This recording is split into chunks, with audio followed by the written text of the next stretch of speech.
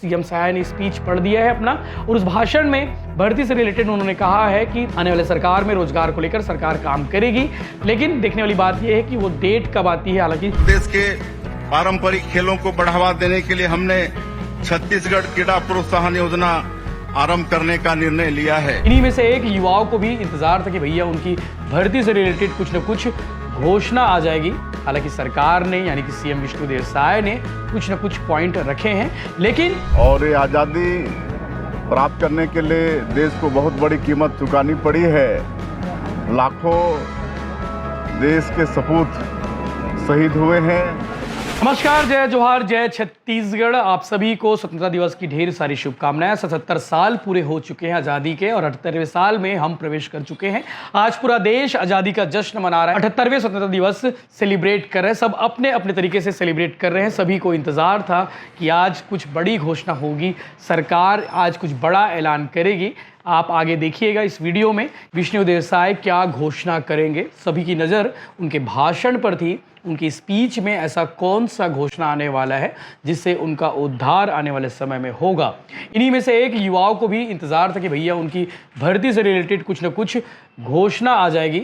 हालांकि सरकार ने यानी कि सीएम विष्णुदेव साय ने कुछ न कुछ पॉइंट रखे हैं, लेकिन इस पॉइंट से काम नहीं चलने वाला। उन युवाओं को अभी भी इंतज़ार है उनकी भर्ती का।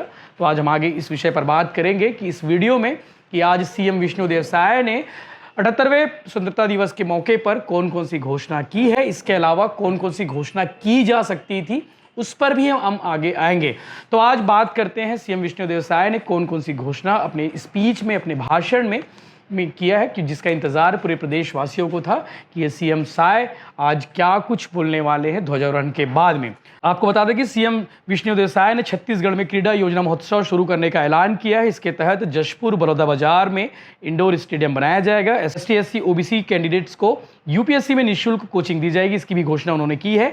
11 स्कूलों को मॉडल स्कूल में तब्दील किया जाएगा, इसका भी ऐलान उन्होंने किया है। अब 18 स्थानीय भाषा में पढ़ाई होगी छत्तीसगढ़ में।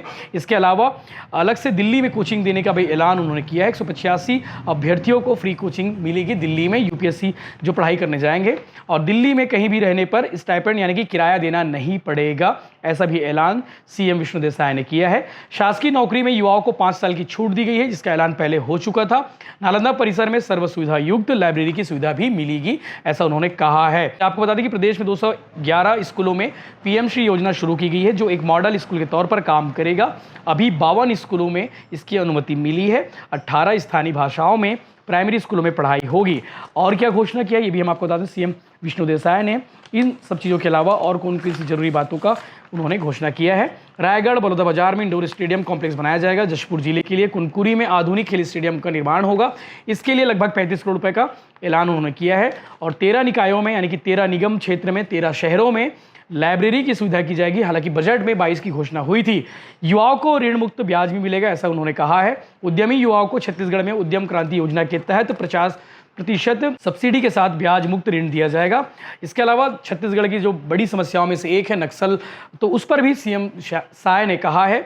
बीते 8 महीनों में छत्तीसगढ़ के जवानों ने 146 नक्सलियों को मार गिराया। 32 नए कैंप खोले गए हैं, 29 नए कैंप शुरू करने वाले हैं।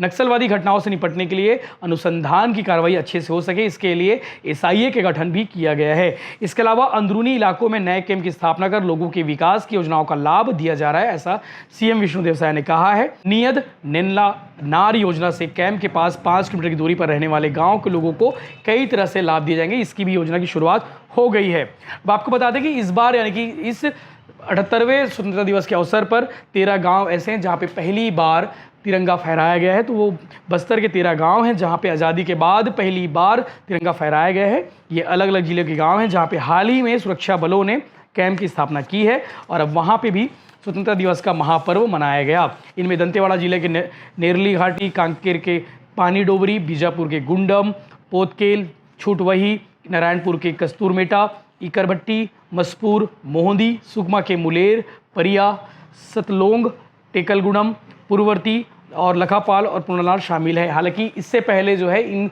गाँव में जो है इन 13 गाँव में जो है तिरंगा नहीं फहराया जाता था। तो इस बार सुरक्षा बलों के कैंप स्थापित होने के बाद वहाँ के लोगों को भरोसे में लिया गया और अब कैंप स्थापित हो गए हैं और इस बार जो है स्वतंत्रता दिवस का महापर्व भी मनाया गया। और 12 गांव ऐसे जहाँ पे 26 जनवरी के बाद सुरक्षा कैंप खोला गया था। कुछ समय पहले तक इन गांवों में नक्सलियों की हुकूमत चलती थी, तो अब वहाँ पे भी सरकार पहुँच गई है, सरकार के साथ सेना पहुँच गया है जो लोगों की सुख सुविधाओं का भी विशेष ध्यान रख रही है।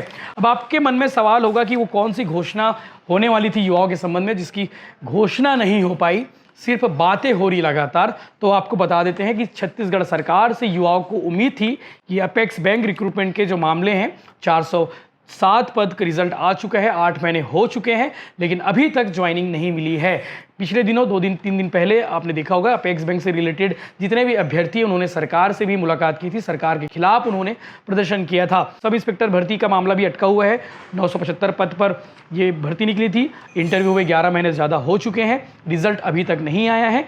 6 साल हो गए पूरे फॉर्म को भरे हुए। युवाओं को सबसे ज़्यादा इंतजार है तो एसआई भर्ती से का भी इंतजार है कि भैया जल्दी से जल्दी रिजल्ट निकालो ताकि भर्ती जल्दी हो सके। इसके अलावा सीएसईबी में एई जेई रिक्रूटमेंट का मामला अटका हुआ है। 3 मार्च 2023 को एग्जाम लिया गया था, कुछ दिन पहले रिजल्ट आ गया है, लेकिन ज्वाइनिंग कब होगी इसका भी अभी डेट नहीं आया है। ये भी एक बड़ा मुद्दा है कहीं ना कहीं। इसके अलावा छत्तीसगढ़ वन रक्षक भर्ती 2021 का मामला है, अभी तक ये भर्ती अटकी हुई है। फिजिकल हो चुके हैं, फिजिकल हुए 1 साल हो गए हैं। इसके अलावा अगला चरण का जो रिटर्न एग्जाम है वो डेट अभी तक अनाउंस सरकार नहीं की है, तो युवाओं को भी इसका इंतजार है। अब आप बताते हैं कि छत्तीसगढ़ कांस्टेबल जो 6000 पदों पर भर्ती निकाली गई थी, इसमें सिर्फ फॉर्म भराया गया, अभी तक फिजिकल का डेट नहीं आया है।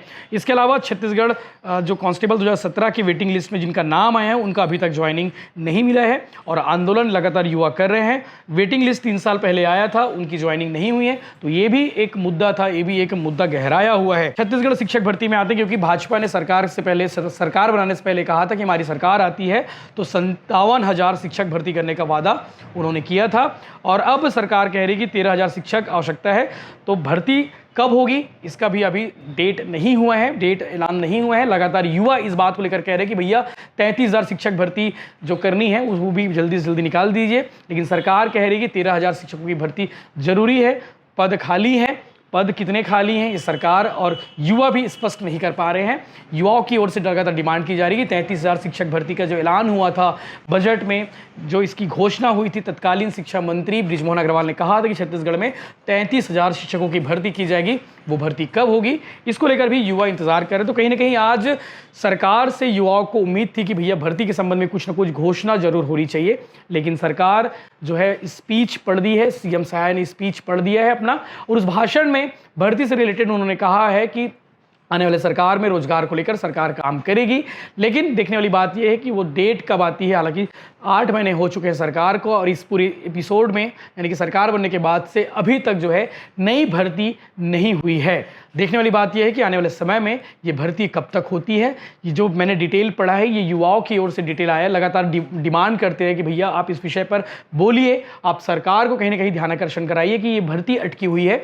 तो कहीं ना कहीं आज हमने जो बोला, चाहे वो सब इंस्पेक्टर भर्ती हो, सीएसईबी जेईई कम भर्ती हो, वन रक्षक भर्ती हो, इसके अलावा कांस्टेबल भर्ती हो, शिक्षक भर्ती हो, अपेक्स बैंक रिक्रूटमेंट हो, तमाम भर्तियां अटकी हुई है। इन भर्तियों को लेकर भी युवा डिमांड कर रहे हैं कि भैया जल्दी से जल्दी इन भर्तियों को क्लियर किया जाए ताकि युवाओं को भी रोजगार मिल सके। आप इस पूरे विषय को लेकर क्या सोचते हैं, क्या समझते हैं, आप कमेंट करके जरूर बताइएगा।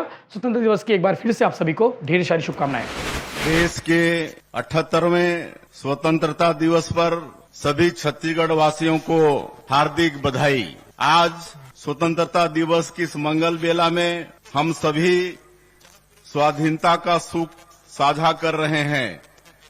हमको यह आजादी अंग्रेजी साम्राज्यवाद के विरुद्ध हमारे पूर्वजों के कठिन संघर्ष और बलिदान के बूते मिल पाई है। यह आजादी हमें देन है शहीद गेंद सिंह, शहीद धुरवा राव, शहीद यादव राव, शहीद वेंकटराव, वीर गुंडाधुर, शहीद डेबरीधुर, शहीद आयतू महारा, शहीद वीर नारायण सिंह जैसे हमारे अनेक ऐतिहासिक नायकों की, जिन्होंने अदम्य साहस का परिचय देते हुए जनमानस में स्वाधीनता की अलख जगाई। महात्मा गांधी के नेतृत्व में पूरे देश के स्वाधीनता सेनानियों के साथ ही छत्तीसगढ़ के स्वतंत्रता संग्राम सेनानियों ने भारत माता की स्वतंत्रता की बेड़ियों को तोड़ने के लिए जो अथक मेहनत की, उसके सुखद परिणाम स्वरूप आज हम स्वतंत्र वातावरण में सांस ले रहे हैं। स्वतंत्रता दिवस का यह दिन हमें स्मरण कराता है कि हमें मिली आजादी बहुत बहुमूल्य है। पूर्वजों ने कठिन संघर्ष और बलिदान देकर स्वतंत्रता की विरासत हमें सौंपी है। विकसित भारत के निर्माण में अपनी सहभागिता प्रदान कर देश को संवारने के अनुकरणीय कार्य में अपना योगदान देकर हम पूर्वजों की इस परंपरा को आगे बढ़ाने का यश हासिल कर सकते हैं। यही हमारा कर्तव्य भी है। प्रदेश के पारंपरिक खेलों को बढ़ावा देने के लिए हमने छत्तीसगढ़ क्रीड़ा प्रोत्साहन योजना आरंभ करने का निर्णय लिया है। रायगढ़ जिले में इंडोर स्टेडियम कॉम्प्लेक्स, हॉकी स्टोटर मैदान एवं synthetic athletic track 31 crore 50 lakh रुपए की लागत से बनाया जाएगा। वहीं बलौदाबाजार जिले में 14 करोड़ रुपए की लागत से इंडोर स्टेडियम कॉम्प्लेक्स का निर्माण किया जाएगा। जसपुर जिले के कुनकुरी में 33 करोड़ 60 लाख रुपए की लागत से आधुनिक खेल स्टेडियम का निर्माण किया जाएगा। निश्चित रूप से हमारी सरकार युवाओं को उन्नति के लिए हर अवसर प्रदान करेगी, यह हमारा संकल्प है। आज के दिन हम उन पूर्वजों के प्रति भी कृतज्ञता व्यक्त करते हैं जिन्होंने आपातकाल के कठिन दौर में संविधान की मशाल को बुझने नहीं दिया। देश भर में हजारों लोकतंत्र सेनानियों ने इमरजेंसी का विरोध किया और इसके प्रतिरोध में जेल की सजा और अन्य यातनाएं भुगती। अगले वर्ष 25 जून को इमरजेंसी के 50 बरस पूरे हो जाएंगे। इस वर्ष आपातकाल स्मृति दिवस के अवसर पर 25 जून के दिन हमें अपने प्रदेश के लोकतंत्र सेनानियों का आशीर्वाद मिला है। मुझे यह कहते हुए प्रसन्नता हो रही है कि अपने लोकतंत्र सेनानियों के प्रति कृतज्ञता ज्ञापित करने हेतु पिछले 5 वर्षों से रुकी उनकी सम्मान निधि हमारी सरकार द्वारा पुनः प्रारंभ की गई है। 78वां स्वतंत्रता दिवस मना रहे हैं। इस उपलक्ष्य में मैं मुख्यमंत्री के नाते समस्त छत्तीसगढ़ वासियों को स्वतंत्रता दिवस की बहुत बहुत बधाई देता हूं, बहुत बहुत शुभकामनाएं देता हूं। और ये आज़ादी प्राप्त करने के लिए देश को बहुत बड़ी कीमत चुकानी पड़ी है। लाखों देश के सपूत शहीद हुए हैं। लाखों कुर्बानी के बाद ये आज़ादी हम लोगों को मिली है। मैं सबसे आह्वान करना चाहूँगा कि इस आज़ादी को हम लोगों को सहेज के रखना है और विकसित छत्तीसगढ़ बनाना है। और हमारे देश के यशस्वी प्रधानमंत्री जो विकसित भारत बनाना चाहते हैं, उसमें हम लोगों को भी सहयोगी बनना है।